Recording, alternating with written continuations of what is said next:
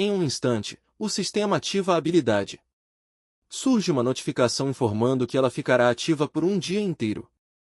De repente, o corpo de Tim explode em velocidade. O javali continua perseguindo com toda a força, mas a distância entre eles aumenta rapidamente até que Tim finalmente consegue escapar da perseguição. No início, Tim fica impressionado com o quão poderosa essa habilidade parece. Mas logo percebe um grande problema: ela consome sua energia numa velocidade assustadora, esgotando seu corpo muito mais rápido do que ele imaginava. Depois de apenas alguns minutos correndo, suas pernas começam a tremer. Seus pulmões queimam enquanto a respiração fica irregular e superficial. Uma onda pesada de cansaço se espalha por seus músculos. Embora a habilidade Shetahan seja feita para durar um dia inteiro, o corpo humano de Tim simplesmente não aguenta essa pressão extrema por tanto tempo. Na prática, ele só consegue manter aquela velocidade incrível por cerca de 3 minutos. Mesmo assim, esse curto tempo já foi suficiente para colocar vários quilômetros entre ele e o javali enfurecido. Mas a besta ferida se recusa a desistir. Movido pela dor e pela fúria, o enorme javali continua a perseguição, e sua perna machucada parece apenas alimentar ainda mais sua agressividade. Logo, Tim olha para trás e vê o animal surgindo novamente na borda da floresta. O javali o percebe imediatamente e começa a avançar outra vez, acelerando. Sem tempo a perder, Tim corre até a árvore grande mais próxima e começa a subir o mais rápido que pode. Agora sua única esperança é se colocar em algum lugar onde o javali não consiga alcançá-lo. Ele espera silenciosamente que o animal não o veja. Javalis são conhecidos por ter uma visão relativamente fraca, e as folhas e galhos densos da árvore podem ajudar a escondê-lo. Momentos depois, o enorme javali entra na clareira abaixo da árvore. Ele começa a circular lentamente pela área, claramente procurando o humano que acredita estar por perto. Mesmo com a visão limitada, o animal compensa isso com um olfato extremamente aguçado. Em pouco tempo, ele detecta o cheiro inconfundível de humano no ar. Observando lá de cima, Tim não consegue evitar sentir um certo respeito pela criatura.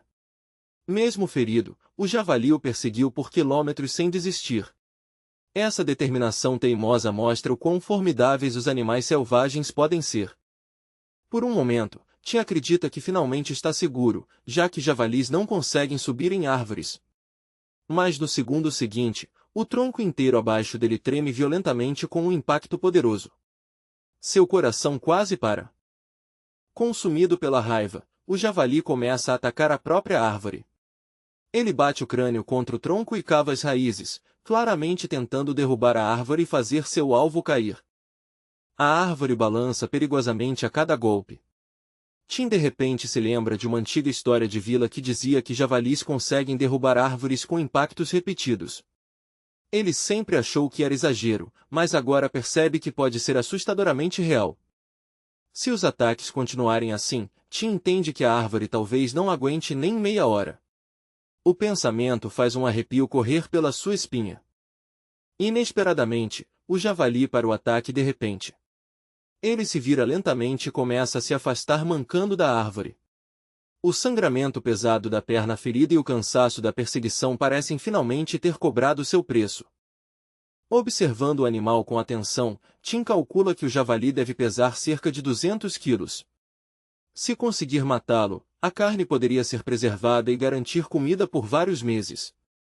Percebendo como o animal agora se move com fraqueza, Tim entende que ele pode ter chegado ao limite. Aproveitando o momento, ele desce da árvore com cuidado. Mesmo com a criatura gravemente ferida, Tim continua cauteloso. Animais à beira da morte muitas vezes se tornam ainda mais perigosos. No momento em que ele toca o chão, o javali o percebe. Com um bufar furioso, o javali se vira e começa a correr em sua direção novamente, claramente preparando outro ataque. Tim espera calmamente pelo momento perfeito. Quando o javali chega perto o suficiente, ele se move de lado e de repente corta com a faca em um movimento rápido. Sem conseguir parar o próprio impulso, o enorme animal bate violentamente contra uma árvore próxima. O impacto o deixa inconsciente, e a besta desaba pesadamente no chão. Respirando com dificuldade, Tim encara o corpo gigantesco diante dele. Ele sabe que a luta ainda não acabou totalmente, precisa reunir forças para terminar aquilo. Momentos depois, o javali começa a se mexer e tenta se levantar novamente. Ao ver isso, Tim percebe que tem apenas alguns segundos para agir. Entendendo que essa pode ser sua última chance, Tim avança e crava a faca profundamente no crânio do javali. A criatura solta um rugido horrível e se levanta de repente, arremessando-o para longe com uma força enorme. Só então Tim percebe o quão grossa é realmente a pele e o crânio do javali. Mesmo usando toda a sua força, o golpe da faca não foi suficiente para matá-lo instantaneamente. Depois de uma luta brutal que parece interminável, Tim finalmente consegue derrotar o animal. Completamente exausto, ele desaba ao lado do corpo sem vida do javali. Uma notificação aparece informando que ele ganhou 2.000 pontos do sistema. Enquanto fica ali recuperando o fôlego, Tim de repente pensa em Ellen e espera que ela tenha conseguido voltar ao acampamento em segurança. O javali é pesado demais para ser carregado inteiro. Percebendo isso, Tim decide que terá que cortar o animal e levar a carne de volta em partes menores. O sol já está se pondo no horizonte. Por enquanto, ele esconde a carcaça com cuidado para que outros predadores não a encontrem e planeja voltar no dia seguinte para pegar a carne. Mesmo assim, Tim sabe que animais selvagens têm um olfato incrível. Apesar de seus esforços, ainda existe uma grande chance de que outros predadores encontrem a carcaça escondida. Enquanto isso, Ellen acredita que não pode simplesmente ficar esperando. Determinada a se preparar, ela quebra um pedaço afiado de pedra para criar uma arma que possa ajudá-la a se defender. Ela amarra a pedra firmemente em um galho resistente usando corda, criando um machado de pedra simples, mas surpreendentemente confiável para proteção. Em seguida, Ellen rasga uma tira de tecido da barra de seu vestido, preparando-a para usar em qualquer situação que possa surgir. Ela coleta cuidadosamente algumas cinzas que sobraram da fogueira do acampamento e as coloca no tecido. O plano dela é simples: se os javalis aparecerem novamente, ela vai jogar as cinzas nos olhos deles para cegá-los temporariamente e conseguir escapar. Nesse momento, ela de repente ouve a voz de Tim por perto. Ele pede desculpas de forma brincalhona por não ter dado a ela a chance de lutar contra os javalis. Ellen levanta a cabeça, chocada, e vê Tim parado ali, sorrindo tranquilamente enquanto a observa. Sem hesitar, ela corre até ele e pergunta ansiosamente se ele está bem e se feriu durante aquele encontro perigoso. Ellen o abraça com força enquanto lágrimas escorrem pelo rosto. Ela não consegue segurar as emoções e confessa o quanto está aliviada por ele ter voltado em segurança. Entre lágrimas, ela admite que estava apavorada com a possibilidade de ele ser morto pelos javalis e de nunca mais vê-lo. Depois de se acalmar um pouco, Ellen de repente percebe que as roupas de Tim estão completamente molhadas. Ela pergunta se ele por acaso caiu em algum rio no caminho. Tim simplesmente tira as roupas molhadas e dá de ombros, dizendo que é uma longa história que ele vai contar depois.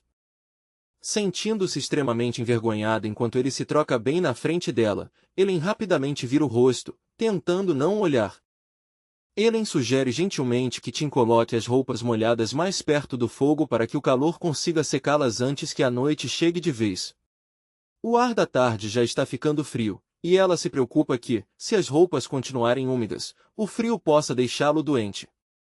Caso contrário, ela explica que ele pode acabar pegando um resfriado com o ar frio da noite. Tim dá um pequeno sorriso cansado e diz que, na verdade, tem várias coisas interessantes para contar a ela. Mas acrescenta que a história terá que esperar, porque agora ele realmente precisa sentar e descansar. Depois de uma breve pausa, Ellen reúne coragem e se vira novamente para ele. Com voz suave, ela se oferece para cozinhar algo quente, pensando que depois de tudo que ele passou, uma refeição de verdade pode ajudá-lo a recuperar as forças. Mas no momento em que ela se vira, de repente congela. As calças de Tim escorregam inesperadamente enquanto ele troca de roupa perto da fogueira, deixando Ellen completamente sem reação por um segundo. Apesar do momento constrangedor, a situação deles claramente melhorou um pouco. Graças à armadilha de bambu para peixes que Tim construiu antes, agora eles têm um suprimento constante de peixe e não precisam mais se preocupar em passar fome todos os dias. Tim também conta que conseguiu matar o javali que o perseguiu e escondeu a carcaça no bambuzal. Amanhã, ele pretende voltar lá para trazer a carne. Ellen fica realmente chocada ao ouvir isso.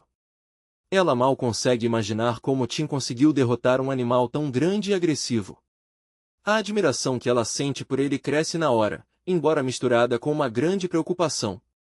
Pensando melhor, Ellen percebe que Tim terá que voltar para aquele bambuzal perigoso novamente. Só de imaginar isso ela já fica inquieta, e a preocupação com a segurança dele aparece claramente em seu rosto. Percebendo o quanto ela está ansiosa, Tim explica com calma que derrotar o javali provavelmente foi mais sorte do que habilidade. Em situações perigosas como aquela, ele diz, assumir riscos desnecessários nunca é uma boa ideia. Para explicar melhor seu pensamento, ele decide contar uma antiga parábola que influenciou sua maneira de ver a vida. Há muito tempo, ele começa, existia uma pequena família que vivia perto do mar. O pai trabalhava como pescador, passando os dias no oceano. Mas um dia o mar implacável tirou sua vida, e ele nunca mais voltou para casa. Depois de perder o marido, a mãe passou a ter medo do oceano. Ela proibiu o filho pequeno de chegar perto da água, esperando que assim pudesse protegê-lo. Mas o garoto frequentemente ignorava os avisos e saía escondido para o mar com outros pescadores da vila. Muitos anos depois, uma enorme onda gigante atingiu a vila de repente. A água inundou tudo, e tanto a mãe quanto o filho quase se afogaram. Quando a mãe, já exausta, não conseguiu mais se manter na água, foi o filho, que havia aprendido a nadar em segredo, que a alcançou e salvou sua vida. Depois de ouvir a história, Ellen concorda pensativa e diz que na verdade já conhece essa parábola. Ela entende a mensagem que Tim quer transmitir. Evitar o perigo completamente nem sempre garante a sobrevivência. Ela percebe que Tim quer ser como o garoto da história, alguém que não foge dos desafios, mas aprende a enfrentá-los. Tim concorda e acrescenta que, se realmente quiserem sobreviver nessa ilha, terão que aprender a lidar com os problemas que aparecerem em vez de simplesmente se esconder deles. Tim também menciona outro plano que vem considerando. Ele quer fabricar um arco usando bambu para poder se defender contra javalis. Na opinião dele, esses animais são a maior ameaça da ilha, e ter uma arma adequada ajudaria a manter o acampamento seguro. A manhã seguinte chega silenciosa. Tim se prepara para voltar ao bambuzal. Antes de sair, ele lembra Ellen de verificar a armadilha de peixes e brinca dizendo para ela não queimar os peixes de novo como da última vez. Enquanto caminha, Tim de repente se lembra de que a habilidade Shetahan que ele usou ontem ainda estará ativa até o meio-dia. Decidindo não desperdiçar a oportunidade, ele a ativa novamente para chegar ao bambuzal muito mais rápido. Quando chega ao bambuzal, ele logo encontra o lugar onde escondeu o corpo do javali. Infelizmente, fica claro que predadores o encontraram durante a noite e já comeram parte da carcaça. Mesmo assim, Tim não acha que a situação seja tão ruim. Felizmente, os animais não comeram tudo. As partes mais valiosas, os grandes pedaços de carne, ainda estão intactas. Tim decide que a pele grossa do javali também pode ser extremamente útil. Se ele conseguir removê-la com cuidado, talvez possam transformá-la em algo como um tapete ou uma espécie de cobertor rústico para as noites frias. Enquanto examina a carcaça, ele percebe marcas profundas de garras deixadas pelos predadores que se alimentaram dela. Os cortes têm quase 3 centímetros de profundidade, o que o faz pensar que tipo de animal poderoso poderia ter feito aquilo. Tim corta as 4 pernas pesadas do javali, cada uma pesando mais de 10 quilos. Olhando para aquela quantidade de carne, ele pensa que esse suprimento pode durar bastante tempo. Mas ele logo percebe que carregar tudo sozinho será impossível. Mesmo assim, ele se recusa a trazer Ellen para o bambuzal, preocupado que o lugar ainda seja perigoso. De volta ao acampamento, Ellen também está ocupada com suas próprias tarefas. Ela encontra um grande e resistente espinho de peixe e começa a afiá-lo cuidadosamente contra uma pedra. Depois de trabalhar com paciência por um tempo, ela consegue criar uma ferramenta afiada parecida com uma agulha. Isso pode ser útil para costurar ou fabricar outras coisas necessárias. De repente, Tim aparece silenciosamente atrás dela e comenta casualmente que a agulha parece bem feita. A voz dele surge tão de repente que a assusta. Ellen se assusta e acaba furando o próprio dedo com a agulha. Claramente irritada, ela se vira para ele e diz com raiva para nunca mais assustá-la daquele jeito. Um pouco depois, ele percebe as 4 enormes pernas de javali que Tim trouxe. Os olhos dela brilham imediatamente de animação. Pela primeira vez em um bom tempo, ela percebe que finalmente poderão comer carne de verdade. Tim acredita que, se usarem a carne com cuidado e não desperdiçarem nada, o estoque pode durar pelo menos meio mês, talvez até mais. Enquanto examina a carne mais de perto, ele percebe uma camada branca grossa e pergunta a Tim como se chama aquela parte gordurosa. Tim explica que aquilo é gordura de javali. Se eles a derreterem corretamente, podem produzir algo parecido com óleo de cozinha ou manteiga, o que será muito útil para preparar comida. Ele parece desconfiado e aponta que eles não têm recipientes adequados para guardar algo assim. Ela se pergunta como poderiam armazenar a gordura depois de derretida. Tim ri levemente e diz que a solução é simples, eles mesmos vão fazer os recipientes. Com um sorriso brincalhão, ele convida Eren para ajudá-lo a experimentar trabalhar com argila. Tim começa a amassar a argila macia que encontraram perto do acampamento e explica que vai mostrar a ela como fazer cerâmica básica. A argila dali é surpreendentemente rica e lisa, perfeita para criar utensílios. O pacote de artesanato de campo que ele comprou na loja online do sistema contém instruções para 6 técnicas diferentes de trabalhar com argila. Depois de pensar um pouco, Tim decide tentar um dos métodos mais simples. Ele explica que, dependendo do objeto que você quer criar, primeiro é preciso enrolar a argila em longas tiras parecidas com cordas. Essas tiras depois formarão a estrutura do recipiente. Tim enrola cuidadosamente essas tiras de argila em torno de uma pequena base que já havia moldado, empilhando uma sobre a outra para formar aos poucos as paredes do recipiente. Ele comenta que existem muitas outras maneiras de moldar cerâmica, mas a maioria dos métodos profissionais exige uma roda de oleiro. Para iniciantes, e principalmente na situação de sobrevivência deles, essas técnicas seriam complicadas demais.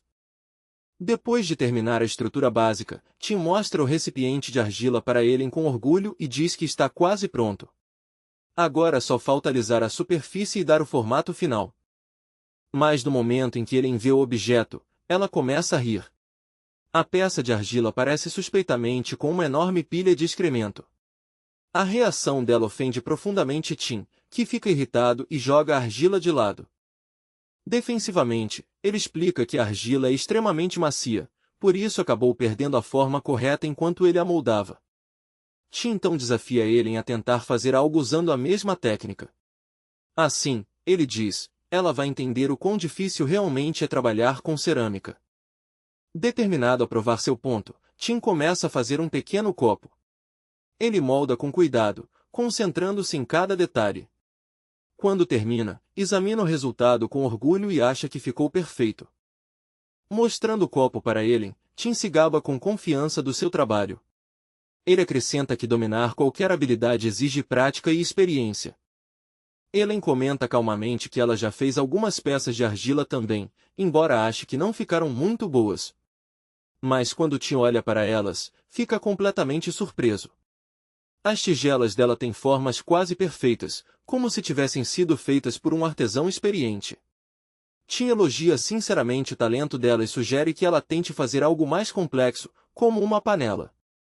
Ele coloca cuidadosamente as tigelas prontas do lado de fora para secar e então pede para ele tentar fazer uma panela de tamanho médio, que será mais fácil de queimar depois.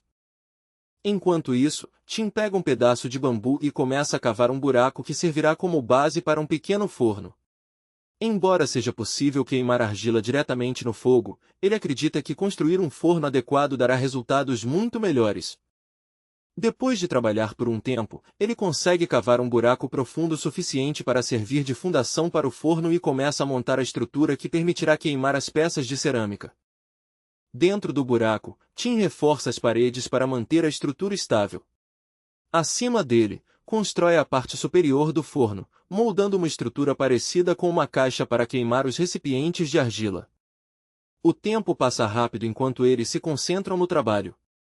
Quando o sol começa a se pôr, Tim percebe que terão que continuar construindo o forno no dia seguinte. Os dois sobreviventes se sentam juntos ao lado da pequena fogueira, aproveitando em silêncio o jantar simples. Enquanto mastiga a comida, Tim reflete sobre como a situação deles começou a melhorar aos poucos. Com a nova armadilha de peixe funcionando bem, agora eles têm peixe suficiente para pelo menos um dia inteiro, talvez até mais. Além disso, os grandes pedaços de carne de javali que trouxeram dão ainda mais segurança. Ellen percebe que Tim está sorrindo sozinho sem motivo aparente. Curiosa sobre o que pode ter deixado ele tão de bom humor, ela pergunta no que ele está pensando e por que de repente parece tão feliz. Tim dá de ombros de forma casual e diz que provavelmente foi apenas um pensamento aleatório e sem importância. Ele afirma que nem se lembra do que o fez sorrir, desviando da pergunta com leveza. Na verdade, Tim está escondendo seus verdadeiros pensamentos.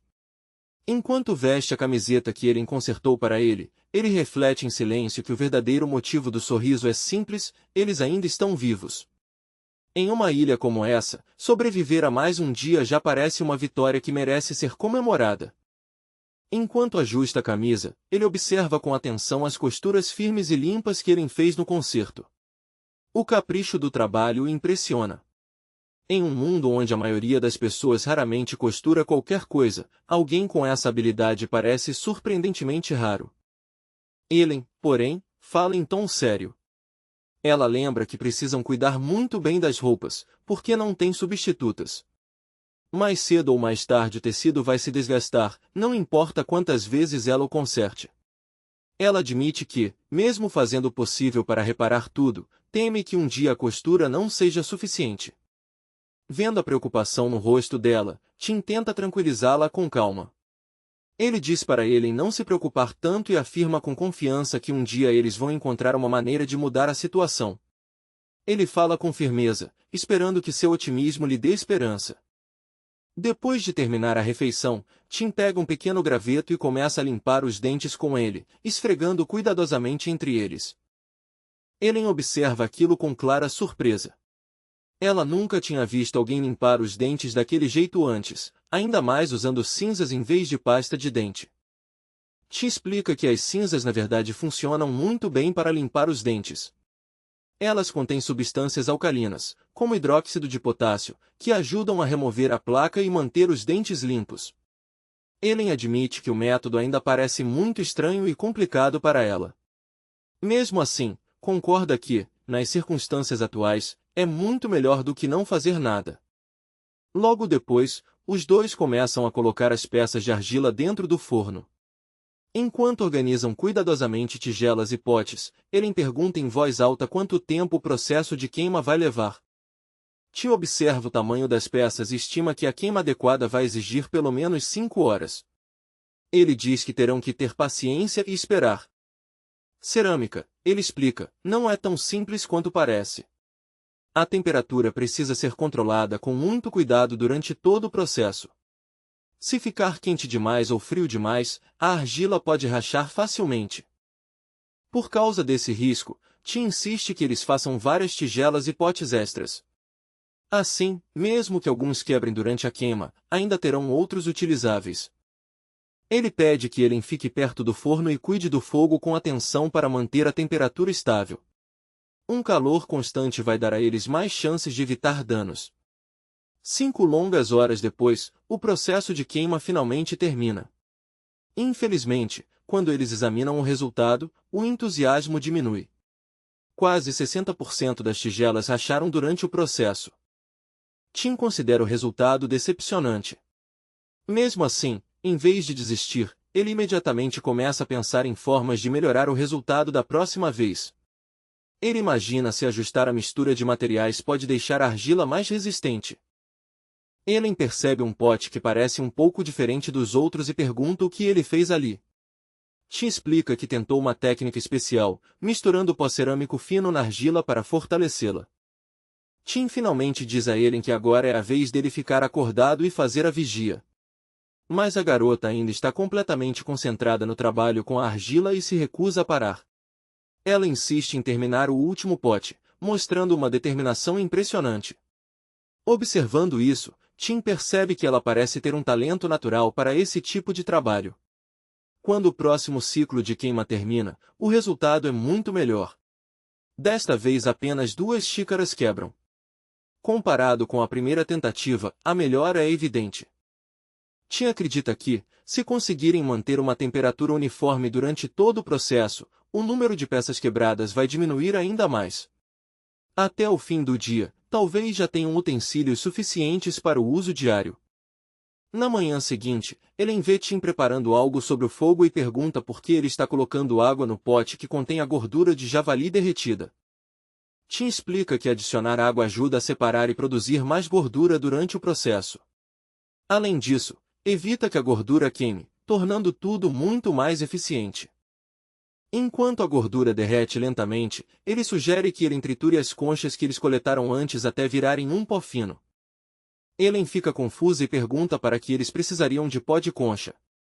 Ela se surpreende quando Tim diz que pretende fazer sabão. No momento em que ouve isso, o rosto dela se ilumina de alegria. A ideia de finalmente poder se lavar direito a deixa extremamente animada. Tim explica que quando a gordura de javali é misturada com substâncias alcalinas ocorre um processo químico chamado saponificação. É essa reação que permite produzir sabão.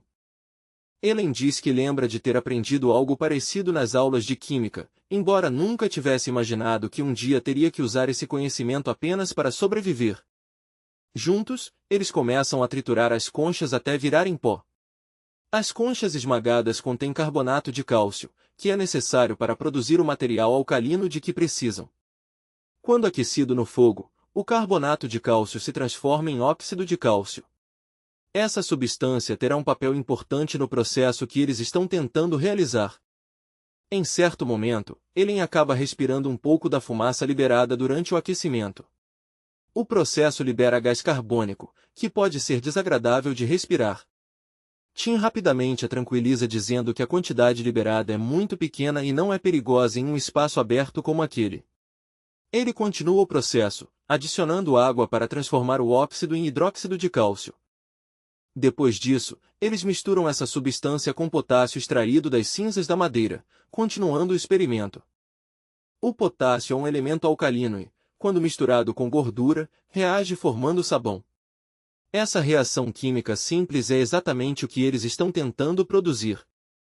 Tim explica que isso não é apenas sobre limpeza. Não existe remédio nessa ilha, e se eles ficarem doentes, as chances de sobrevivência serão muito baixas. O sabão vai ajudar a reduzir o risco de infecções. Enquanto a gordura derrete sobre o fogo, Ellen percebe o cheiro forte e comenta que na verdade parece bastante apetitoso. O aroma lembra comida sendo preparada em casa. Tim ri e diz que já tem alguns torresmos crocantes no copo. Ele brinca dizendo que enquanto muitas pessoas adoram esse tipo de petisco, outras podem achar desagradável.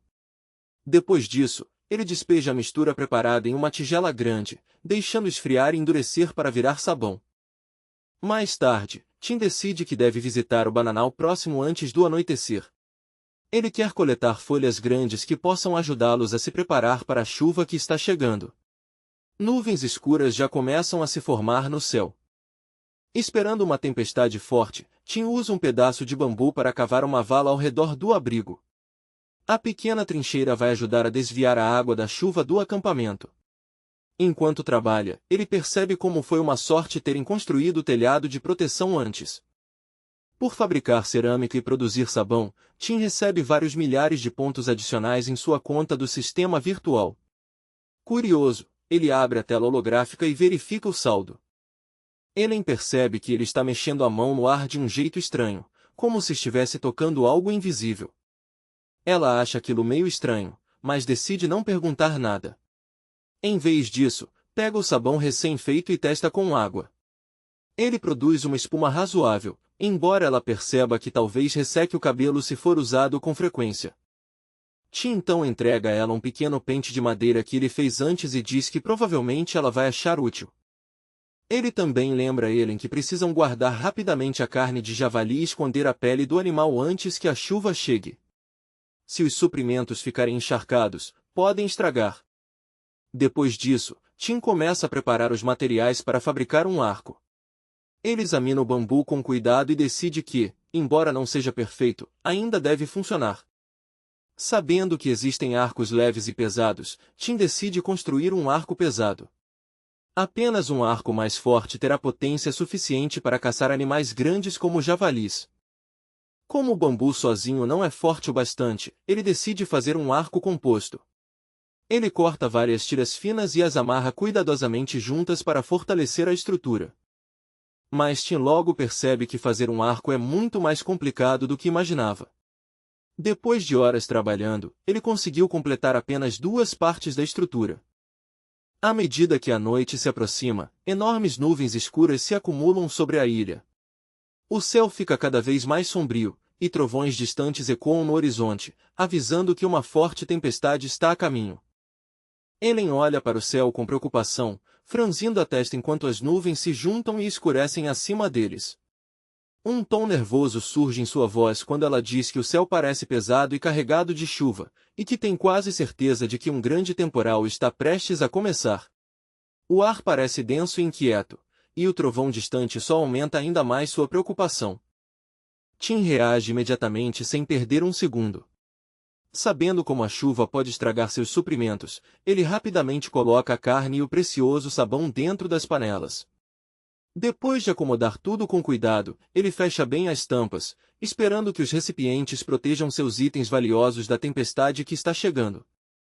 Quando tem certeza de que a comida e os suprimentos estão seguros, os dois se recolhem para dentro do abrigo simples.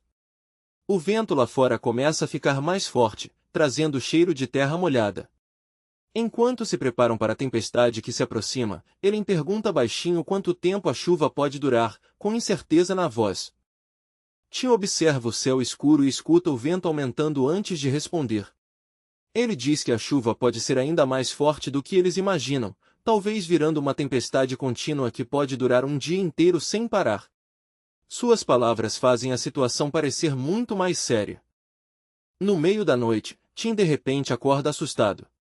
No começo ele ouve apenas o som constante da chuva batendo no abrigo, mas logo outro barulho chega aos seus ouvidos. Misturados ao som da chuva, há ruídos estranhos e desconhecidos vindo da escuridão lá fora, sons que imediatamente o deixam alerta. Uma forte sensação de ansiedade passa por ele. Seus instintos, afiados pela sobrevivência, dizem que aqueles sons incomuns não são aleatórios. Em um instante, ele começa a suspeitar que tipo de criaturas podem estar se movendo pela noite, e esse pensamento faz um arrepio percorrer seu corpo. Sem hesitar, Tim sacode Ellen pelos ombros para acordá-lo o mais rápido possível. Sua voz está urgente e tensa quando ele manda ela acordar imediatamente. Algo perigoso pode estar por perto, e eles não podem perder nem um segundo. Ellen acorda de repente, ainda meio confusa e sonolenta. Ela pergunta o que está acontecendo, mas Tim a interrompe rapidamente. Ele diz que não há tempo para explicações e que a cobertura precisa ser desmontada imediatamente antes que a situação piore. A garota fica completamente confusa, tentando entender aquele pânico repentino. Ela continua perguntando o que exatamente está acontecendo. O rapaz admite que ainda não tem certeza, mas seus instintos dizem que eles podem estar em grande perigo. Sem perder mais tempo, eles correm até a árvore grande mais próxima. O chão está escorregadio de chuva e lama enquanto correm. Tim rapidamente ajuda Ellen a subir pelo tronco, guiando-a com cuidado para que ela se esconda entre os galhos, longe da ameaça que pode estar se aproximando. Mesmo enquanto sobe, Ellen continua sussurrando perguntas confusas. Nada daquilo faz sentido para ela ainda. Tim, porém, diz firmemente para ela parar de falar e ficar completamente em silêncio. Qualquer barulho desnecessário pode revelar a posição deles. Momentos depois, a floresta explode em movimento. Um grande cervo surge correndo pela clareira onde o acampamento deles estava. Seus cascos batem forte no chão molhado enquanto ele corre desesperadamente, e atrás dele vem um grupo caótico de lebres assustadas correndo pela grama. Ao ver os animais, Ellen solta um suspiro de alívio e sussurra que Tim a assustou à toa. Para ela, aquelas criaturas parecem inofensivas, apenas animais comuns correndo pela floresta. Mas os instintos de Tim estavam certos. Apenas alguns segundos depois, o verdadeiro perigo aparece. Um enorme grupo de javalis furiosos invade a clareira, avançando com bufadas pesadas enquanto perseguem os animais que fugiram. Os olhos de Ellen se arregalam de choque e ela quase solta um grito. Antes que qualquer som saia, Tim rapidamente cobre a boca dela com a mão. Ele segura firme para garantir que ela fique em silêncio e que os javalis não percebam que eles estão escondidos acima. Do alto da árvore, Tim conta cuidadosamente os animais abaixo. Há cerca de 20 javalis grandes, seus corpos enormes se movendo inquietos pela clareira. Ele sussurra para Ellen ficar calma, explicando que os animais não conseguem subir em árvores. Por sorte, a chuva começa a cair ainda mais forte. O aguaceiro pesado apaga o rastro de cheiro que poderia levar os javalis até eles. Por causa da chuva, os animais não conseguem sentir o cheiro dos humanos acima. Alguns javalis acabam caindo perto da base de uma árvore. Tim observa com atenção, tentando entender o que está acontecendo. Ele não consegue saber se os animais estão realmente mortos ou apenas fingindo, como o estranho javali que encontraram antes. Tim observa melhor os animais caídos e percebe algo estranho. Há ferimentos incomuns espalhados por seus corpos. As marcas parecem estranhas e fora do normal, fazendo ele se perguntar que tipo de criatura poderia ter causado aquilo. Enquanto isso, a temperatura começa a cair rapidamente com a chuva constante. O vento frio atravessa o ar úmido da noite, e se o tempo continuar assim por muito tempo, os dois sobreviventes podem facilmente ficar doentes. Tim percebe que eles não podem ficar esperando ali para sempre. Em vez de permanecer presos na árvore, ele decide agir. O plano é simples, mas arriscado. Ele vai jogar sua bota nos javalis para assustá-los. Se eles fugirem, poderão descer em segurança. Tim espera silenciosamente que o plano funcione. Se os animais não forem embora, talvez ele não tenha escolha a não ser descer e enfrentá-los diretamente, algo que ele prefere evitar. Quando a bota voa para baixo e bate no chão, o barulho chama imediatamente a atenção dos javalis. Surpresos com o objeto inesperado, os animais se levantam e começam a olhar ao redor nervosamente. Para a surpresa deles, o truque funciona. Assustados e confusos com a perturbação repentina, os javalis rapidamente se dispersam e correm para longe da clareira, desaparecendo na floresta escura. Ellen observa os animais sumindo e sussurra que eles mesmos pareciam aterrorizados. Ela se pergunta o que poderia ter assustado criaturas tão fortes a ponto de fazê-las fugir daquele jeito. Agora que o perigo parece ter passado, é hora de descer. Porém Ellen hesita, porque tem medo de altura e não tem coragem de pular da árvore. Tia a encoraja firmemente e diz para confiar nele, prometendo que vai segurá-la. Tia a tranquiliza novamente, explicando que a altura é de apenas alguns metros e que ela não precisa ter medo. Ele abre os braços embaixo, pronto para segurá-la caso ela escorregue. Enquanto Ellen se move com cuidado pelo galho molhado, seu pé escorrega de repente na casca escorregadia. Com um grito assustado, ela perde o equilíbrio e cai direto em direção a Tim. Tim tenta segurá-la, mas o impacto da queda o derruba. Os dois acabam caindo no chão juntos, com Ellen caindo em cima dele. No meio da confusão, ela bate a testa e faz uma careta de dor. Depois que a tempestade passa, os jovens sobreviventes começam a reconstruir o acampamento. Ellen comenta que desmontar o abrigo antes foi realmente a decisão certa. Se ele tivesse ficado de pé, os javalis teriam destruído tudo. Ellen então vai até a gaiola onde os filhotes de lebre estão guardados. Um alívio aparece em seu rosto ao ver que eles estão bem. Feliz, ela comenta que os pequenos sobreviveram ao caos. A atenção dela então vai para o pedaço de sabão nas mãos de Tim. A chuva constante o transformou em uma massa mole e deformada. Ellen suspira decepcionada, porque mal tiveram chance de usá-lo antes de ele estragar. Olhando ao redor do acampamento, eles percebem que toda a lenha que haviam juntado ficou completamente encharcada pela chuva. Tim espera que o sol apareça logo para que a madeira possa secar rapidamente. Tim se aproxima de Ellen e de repente diz que ela precisa tirar as roupas molhadas. As palavras dele a deixam chocada e envergonhada, e ela o encara com os olhos arregalados. Tim rapidamente explica antes que ela entenda errado. Se ela continuar usando aquelas roupas molhadas, pode facilmente ficar doente. Ela precisa secá-las o quanto antes para se manter saudável. Tim então caminha até o riacho próximo e observa como o nível da água subiu drasticamente depois da tempestade.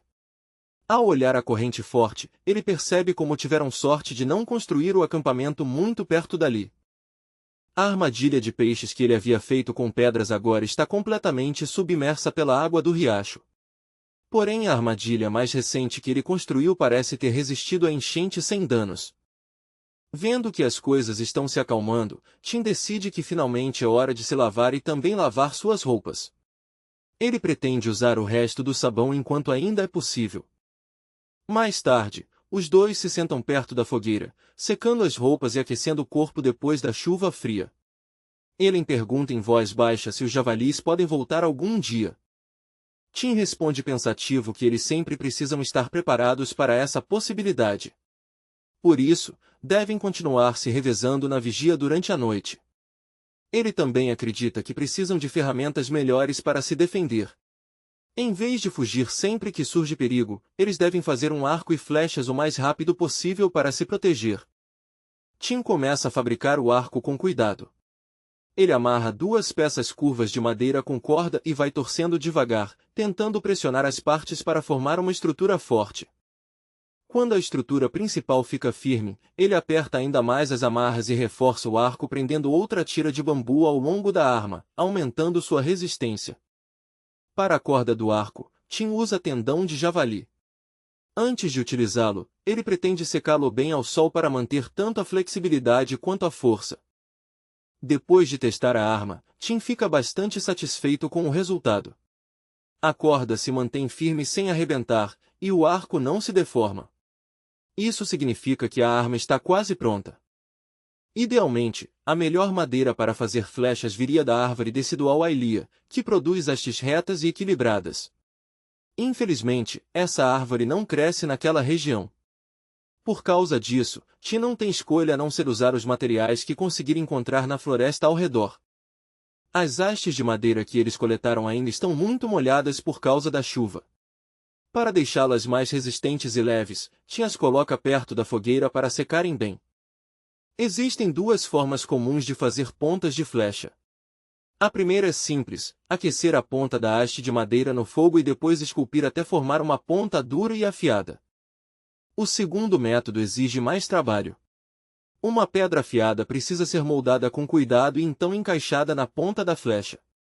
Depois disso, ela é amarrada firmemente com fibras resistentes para manter a estrutura bem fixa.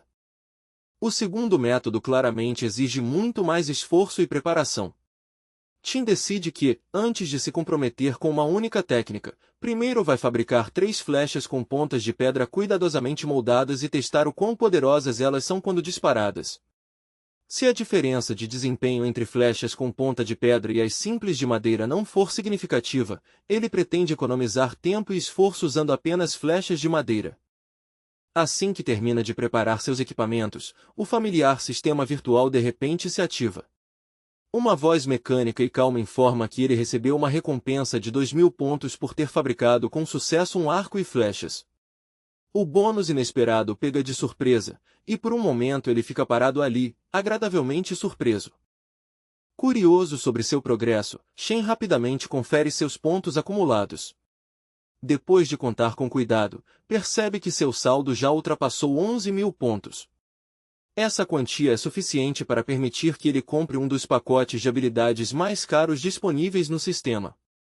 Então ele começa a pensar com cuidado sobre qual habilidade poderia ajudá-lo mais. Uma vez antes, ele usou uma habilidade chamada Shet Speed, e aquele surto de velocidade literalmente salvou sua vida. Mas essa habilidade consome muita resistência, o que significa que ele não consegue mantê-la por muito tempo. Se algum dia ele enfrentar algo como um bando de javalis novamente, apenas velocidade não vai resolver o problema. Esses animais são fortes e conseguem seguir rastros facilmente. O que ele realmente precisa é força suficiente para encarar ameaças assim de frente. Mesmo assim, a opção de aumentar sua força física também tem limitações. A descrição do sistema deixa claro que a habilidade de força funciona melhor em combate 1 contra 1. Se ele encontrar um grande bando de javalis novamente, dar alguns golpes poderosos dificilmente faria diferença contra tantos animais perigosos. Depois de pensar um pouco, Tim lembra a si mesmo que agora possui um arco de bambu recém-fabricado. Com uma arma confiável de longo alcance nas mãos, ele pode compensar a falta de força bruta e evitar confrontos diretos sempre que possível. No fim das contas, a habilidade de super velocidade ainda parece a escolha mais prática para sobreviver. Depois de pesar os riscos e benefícios por bastante tempo, Tim finalmente confirma a compra da habilidade Cheetah Speed.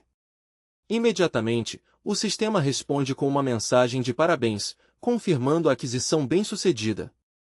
Momentos depois, uma voz mecânica ecoa novamente em sua mente. O sistema anuncia calmamente que o processo de transformação física começou oficialmente. Quase no mesmo instante, Shin começa a sentir uma sensação incomum se espalhando por todo o corpo.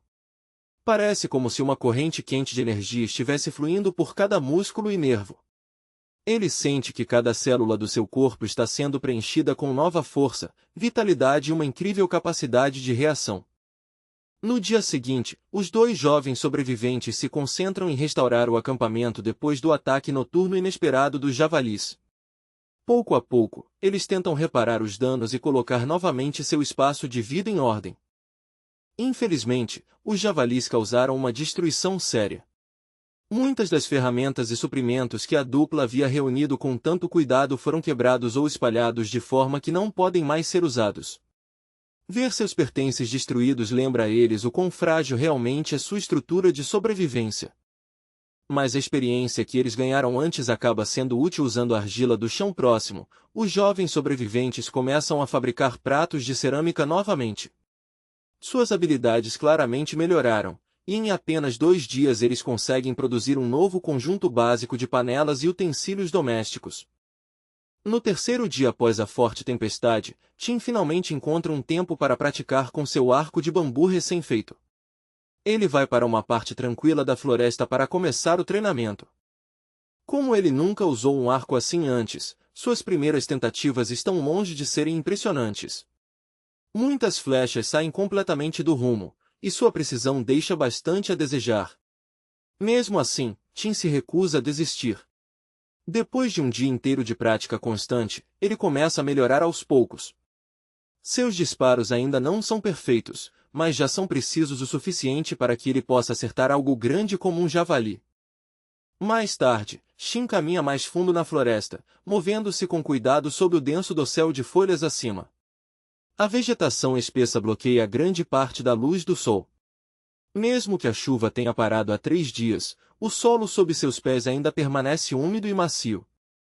Enquanto continua explorando, o garoto de repente percebe algo estranho crescendo ali perto. Algumas flores incomuns estão bem próximas do chão, e dentro de suas pétalas em forma de taça ele consegue ver pequenos girinos nadando na água acumulada. A cena o surpreende bastante. Ele se pergunta como aquelas criaturinhas foram parar dentro das flores. Depois de pensar um pouco, percebe que aqueles girinos eventualmente vão crescer e se transformar em pequenos sapos. Kim observa as flores mais de perto e conclui que um sapo deve ter colocado seus ovos ali. Olhar para esse pequeno ecossistema dentro de uma única planta o faz refletir sobre como este mundo é vasto e misterioso. Ele nunca imaginou que girinos poderiam sobreviver dentro de uma flor. Mesmo que Tim já tenha encontrado javalis perigosos perto do bosque de bambu, ele ainda decide voltar para aquela área. Os brotos frescos de bambu que crescem ali são simplesmente valiosos demais como fonte de alimento para serem ignorados. Enquanto coleta os brotos, um som estranho de repente interrompe seu trabalho. O garoto congela imediatamente e escuta com atenção, tentando descobrir de onde o barulho está vindo. Depois de prestar atenção por um momento, ele reconhece o som.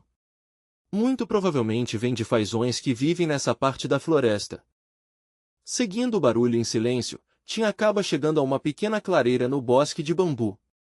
Lá ele vê um grande bando de fazões andando pelo chão. Ele nunca viu essa espécie específica antes, e por um instante para apenas para admirar suas penas coloridas. Devagar e com cuidado, ele levanta o arco e puxa a corda para trás. Um pensamento confiante passa pela sua cabeça: o almoço de hoje pode virar uma deliciosa panela de sopa fresca de fazão. Mas quando ele solta a flecha, ela assobia pelo ar e passa direto pelo pássaro sem tocá-lo. O fazão continua correndo completamente ileso. Nesse momento, o cara percebe algo importante. Acertar um alvo em movimento é muito mais difícil do que atirar em um alvo parado. Os fazões parecem surpreendentemente calmos, mesmo com flechas voando perto deles. Eles não entram em pânico imediatamente, o que lhe dá várias chances de tentar novamente. Tim continua disparando flecha após flecha, mas a maioria delas erra o alvo. Logo ele percebe que já quase esgotou todo o seu estoque de flechas. Decidido a não falhar, ele resolve se aproximar. Aproximando-se das aves com cuidado, ele puxa novamente a corda do arco. A essa distância menor, ele sente confiança de que o próximo disparo vai acertar. Desta vez Kim mira com mais cuidado e solta a flecha no momento exato. O projétil acerta com sucesso um fazão que corria rapidamente. Imediatamente, o sistema anuncia que ele ganhou 200 pontos por caçar um fazão selvagem. A empolgação começa a crescer dentro de Shin enquanto ele continua atirando nas aves. Mas depois de um tempo ele percebe que ficou completamente sem flechas. Felizmente, isso não o incomoda nem um pouco. Ele já conseguiu derrubar várias aves, o que deve ser mais do que suficiente para preparar uma boa refeição depois. Saindo do seu esconderijo, Tim caminha lentamente até os pássaros caídos, recolhendo com cuidado os fazões que conseguiu caçar. Mais tarde no acampamento, Tim sorri e pergunta à garota se ela está pronta para aproveitar a refeição especial. Em tom brincalhão, ele diz que está prestes a levantar a tampa. No momento em que a tampa é retirada, o ar se enche com o aroma rico e reconfortante de sopa recém-cozida. Os olhos de Ellen brilham imediatamente, e ela admite que só o cheiro já a deixa incrivelmente feliz. Ela sopra suavemente sobre a superfície fumegante da sopa, resfriando um pouco antes de dar um pequeno gole. Então começa a provar o caldo devagar, saboreando cada momento. Depois de um instante, ela sorri calorosamente e diz que essa sopa de fazão é facilmente a melhor refeição que ela teve em muito tempo. Ellen aproveita profundamente a experiência, apreciando o sabor rico da carne de fazão se espalhando pela língua. A carne combina perfeitamente com o sabor fresco e levemente ácido dos brotos jovens de bambu que eles adicionaram à sopa. Todos esses sabores diferentes se misturam perfeitamente, quase dançando juntos nas papilas gustativas dela. A carne de fazão é magra e contém pouquíssima gordura. Embora as aves não sejam muito grandes, sua carne limpa e macia tem um sabor incrivelmente satisfatório. O cara suspira levemente e comenta que é uma pena eles não terem sal. Se tivessem, o sabor da sopa ficaria ainda mais delicioso. Ellen concorda animadamente. Ela ri e diz que, se colocassem um pouco de sal nessa sopa, o gosto poderia ficar tão bom que deixaria ela maluca. Ela continua falando sobre como eles realmente precisam de sal. Não só melhoraria o sabor das refeições, como também ajudaria seus corpos a manter minerais essenciais necessários para uma boa saúde. Shin olha para ela com clara surpresa. Ele acha um pouco engraçado que ela se chame de estudante, mas nunca tenha pensado que o sal pode ser facilmente extraído da água do mar. Com um tom confiante, o cara diz a ela que amanhã eles irão até a praia. Lá, poderão coletar água do mar e conseguir sal suficiente para finalmente resolver esse problema. Quando a manhã seguinte chega, Tim e Ellen deixam o acampamento juntos e começam a caminhar em direção à praia, prontos para enfrentar seu próximo pequeno desafio. Quando chegam à beira-mar, Ellen comenta que ferver água do mar para obter sal vai levar bastante tempo. Então sugere que, em vez de ficarem esperando, eles caminhem pela praia procurando qualquer coisa útil. Tim concorda, mas diz que ela pode explorar sozinha por um tempo. Enquanto isso, ele planeja construir um simples relógio de sol para que possam acompanhar o tempo com mais precisão e organizar melhor a rotina diária. Ellen fica confusa com a ideia. Eles mal têm ferramentas adequadas e ainda nem conseguiram construir uma casa estável. Por causa disso, ela tem dificuldade em entender como fazer algo como um relógio de sol seria sequer possível. Ignorando a dúvida, o cara começa a trabalhar imediatamente. Ele recolhe um pouco de argila do chão, espalha com cuidado e molda em uma camada quadrada e plana que servirá como base para seu relógio de sol. Depois de preparar o terreno com cuidado, ele pega um pedaço de corda e a estica sobre a forma que eles criaram. Com movimentos pacientes, ele divide o quadrilátero regular puxando a corda de um canto ao outro, traçando as diagonais. Esse método simples permite separar a forma em partes iguais, criando um guia geométrico que vai ajudar a construir um dispositivo para marcar o tempo sem precisar de ferramentas complicadas. Em seguida, ele desenha cuidadosamente um círculo dentro da forma preparada. Esse círculo vai se tornar o mostrador do relógio de sol. Como ele explica, depois esse círculo será dividido em vários setores, e cada setor vai representar um período diferente do dia. A posição do Sol no céu vai determinar como esses setores funcionam, permitindo que o relógio acompanhe o tempo conforme a luz se move. Ele continua explicando que, na verdade, existem 3 tipos principais de relógios de Sol usados ao longo da história: equatorial, vertical e horizontal. Cada um desses modelos funciona de uma forma um pouco diferente e tem suas próprias características. Mesmo que todos dependam da luz do Sol e das sombras, o ângulo e a estrutura do relógio é que determinam a precisão da medição do tempo. A garota escuta com atenção e logo entende que a principal diferença entre esses relógios de sol está na forma como os ângulos são divididos. No caso dos relógios equatoriais, o gnomon, a peça que projeta a sombra, fica perfeitamente perpendicular à superfície do mostrador. Já o mostrador em si é inclinado em um ângulo específico para se alinhar com a rotação da Terra.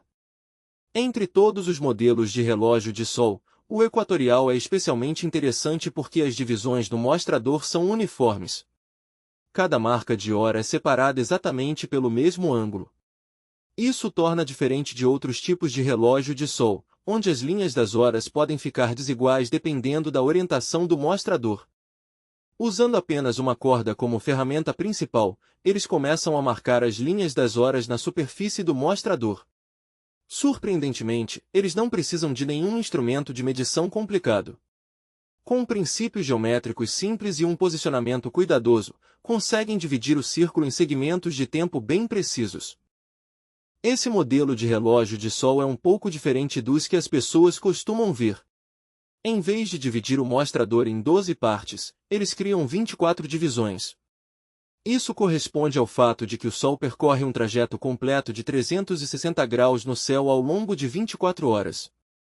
Curiosa, a garota pergunta como eles vão instalar o gnomon perfeitamente na vertical e como vão descobrir o ângulo correto da base sem instrumentos especiais.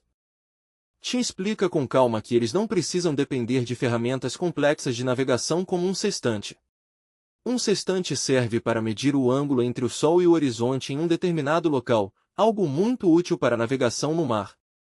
Mas para construir o relógio de sol deles, um instrumento tão preciso simplesmente não é necessário.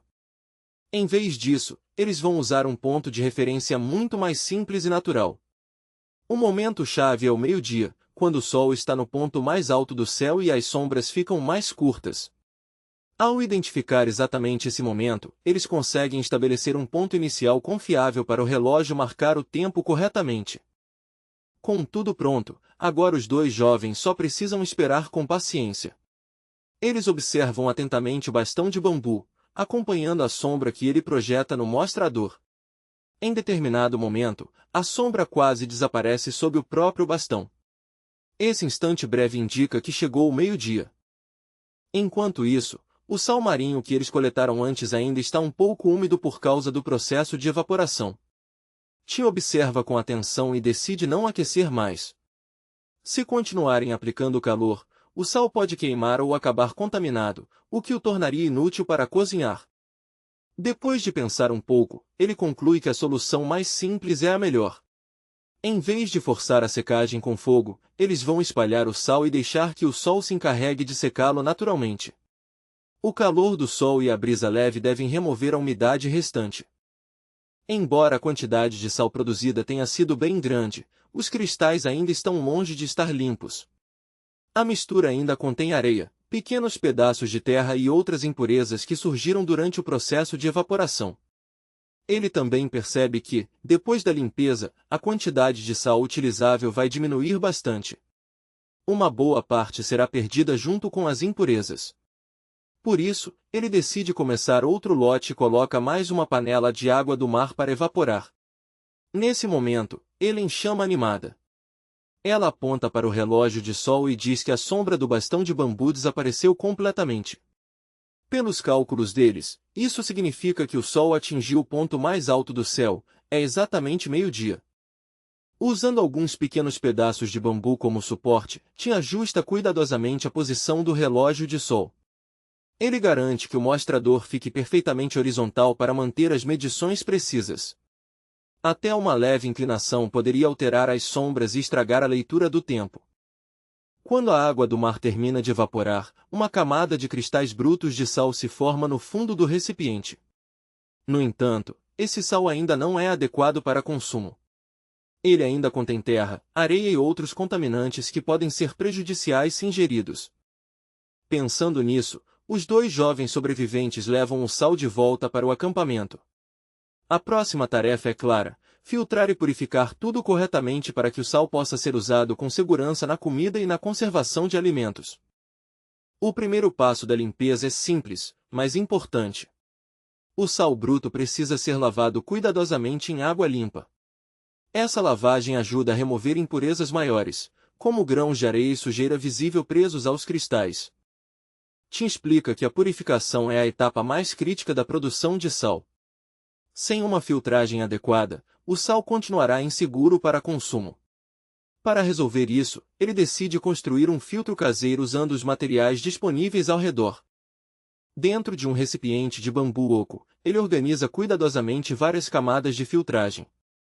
Primeiro coloca pedrinhas, depois areia grossa, em seguida areia fina e, por fim, pedaços de carvão. Essas camadas trabalham juntas para prender a sujeira e purificar o líquido que passa por elas. Ele comenta que, se eles tivessem carvão ativado em vez de carvão comum, o processo de filtragem seria ainda mais eficiente. O carvão ativado é conhecido por absorver impurezas muito bem, o que permitiria produzir um sal mais limpo e de melhor qualidade. Infelizmente, o sistema de filtragem caseiro funciona bem devagar. A água passa pelas camadas gota por gota, então todo o processo de purificação leva bastante tempo. Sem ter como acelerar isso, eles simplesmente precisam esperar. Mais tarde naquele dia, o relógio de sol que eles trouxeram para o acampamento indica que já são 6 da tarde. A sombra se estende longa pelo mostrador, confirmando que o sol está começando a se pôr. Durante o jantar, Ellen comenta animada que a sopa de fazão que eles prepararam está incrível. Ela sorri com satisfação e diz que o sabor ficou muito melhor do que imaginava, considerando as condições simples de cozinha que eles têm. Tim lembra que a culinária chinesa é famosa pela enorme variedade de temperos, especiarias e técnicas de preparo. Mas, mesmo com tantos ingredientes, existe um que se destaca acima de todos.